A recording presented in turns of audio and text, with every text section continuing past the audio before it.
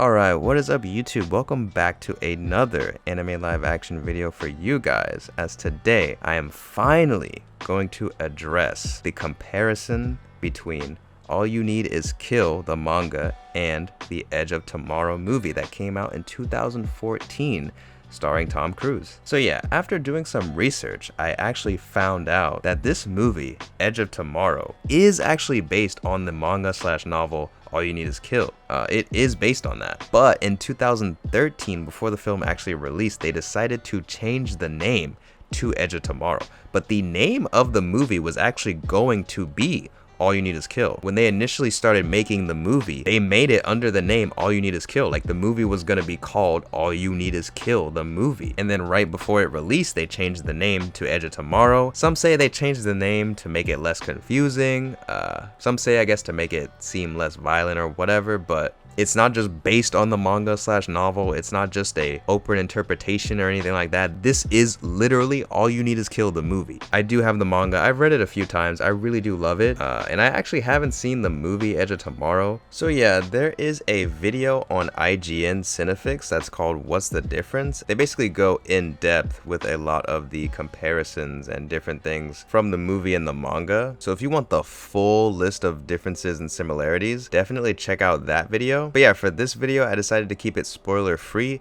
In case there's anyone out there that hasn't seen the movie or hasn't read the manga yet and they want to experience that for themselves. Because yeah, in that video they compare the differences of the endings and a bunch of different stuff that is kind of spoiler territory. And yeah, I wanted to keep this video less complicated and really just the main differences from the movie and the manga. But yeah, like I said, if you want to check out that video to get all the details, if you've already seen everything or you don't care about spoilers, yeah, check out that video. It goes into things a lot deeper and, you know, illustrates it really well with a lot of different clips from the movie and stuff. I will say IGN doesn't do a good job of a lot of things. They are trash at a lot of stuff, but they did this video pretty well. I will give them that. Alright, so the first major thing I gotta point out about this before we get into the nitty gritty is that the manga isn't actually the main source material. All You Need Is Kill is basically first and foremost a novel, which was then adapted into a manga. But the reason why a lot of people just read the manga is because, one, I mean, the art style is amazing. As I said before, the artist from the Death Note duo, which is an amazing art style. The manga basically adapts the story pretty faithfully and only leaves out very superficial details. So one could say it actually does the story even better than the main source material did. But yeah, now that you guys know that, we can talk about the manga and movie comparisons and differences. So yeah, in the movie, William Cage is the main character, who's played by Tom Cruise. Obviously Tom Cruise isn't a teenager,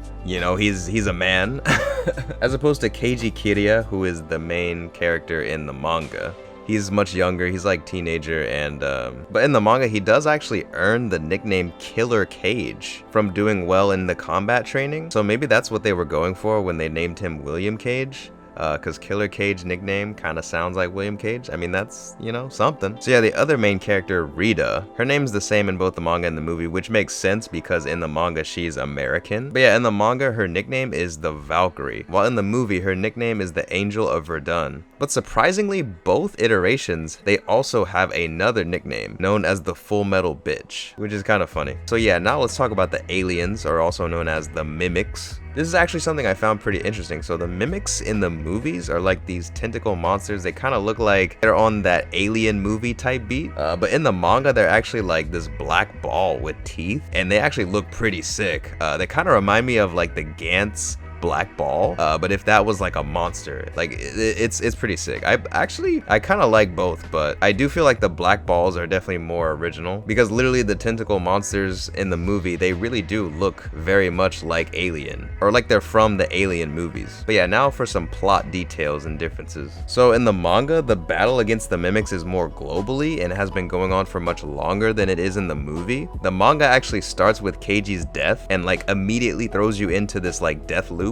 Whereas the movie spends a day with the main character. He goes through his day pretty normally, and then you get the first death, and then we see the death loops happen. Both in the manga and the movie, it took a few loops for the main character to actually believe or figure out what's going on. In the manga, it took Keiji 5 times, and you can tell because he writes it down on his hand. But in the movie, it's unclear how many loops William goes through before he actually starts to realize what's going on. In the manga, they actually give details about Rita's backstory, which they don't do in the movie apparently. Well, technically they do, but then then Rita says this line in the movie where she's like, who knows, I could have made it all up. So in the end, the backstory isn't reliable. But yeah, and again, I'm not going to go into the backstory of either iteration because I don't want to spoil that. So yeah, the movie is definitely a more Hollywood take on the manga and the novel. The main character is an adult. He goes from coward to hero. Instead of being a teen that has a darker perspective on this whole story, the mechanics are more simplified. Instead of these particles that change the physicality of someone's brain, they simplify it down to alien blood gets in you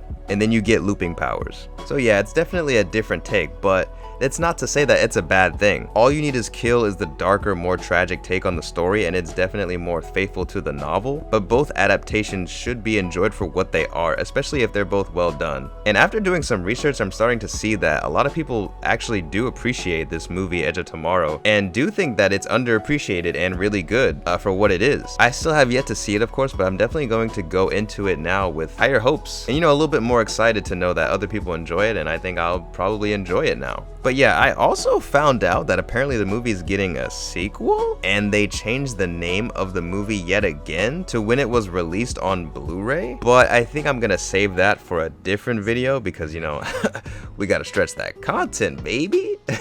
And I believe this is probably the only anime/manga live action adaptation from Hollywood to ever like do that, like change the name of the title, which is kind of interesting, you know, and I feel like maybe it was for the best, right? Because I mean, if we're thinking about it, I feel like people don't really associate this movie with All You Need Is Kill, and for the most part that's probably because, you know, All You Need Is Kill really isn't the most popular manga out there or anything like that. I mean, I only really found out about the manga and the series because the artist is the same artist as the Death Note duo, and also another reason that I found the series was because of this movie existing. But yeah, if you don't really know too much about anime or manga, then you might not have known that Edge of Tomorrow was even based on the manga All You Need Is Kill in the first place. And that's not even to say that this movie Edge of Tomorrow is even that popular anyway, because I mean, it wasn't the greatest apparently from reviews and stuff like that. So it's like, you know, it's kind of hard to even know this stuff or know that All You Need Is Kill exists and that it got a live action adaptation that is Edge of Tomorrow and they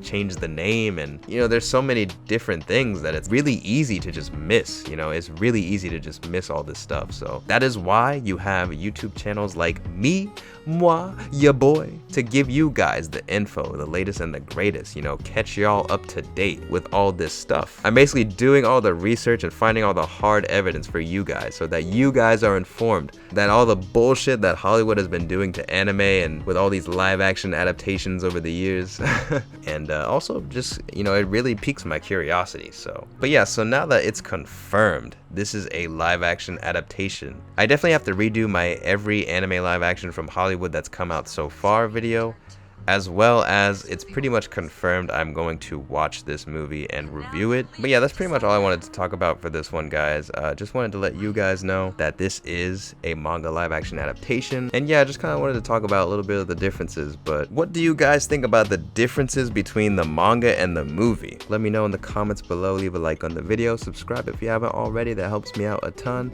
And as always, thank you guys so much for watching. I really appreciate it, and I'll see y'all in the next video.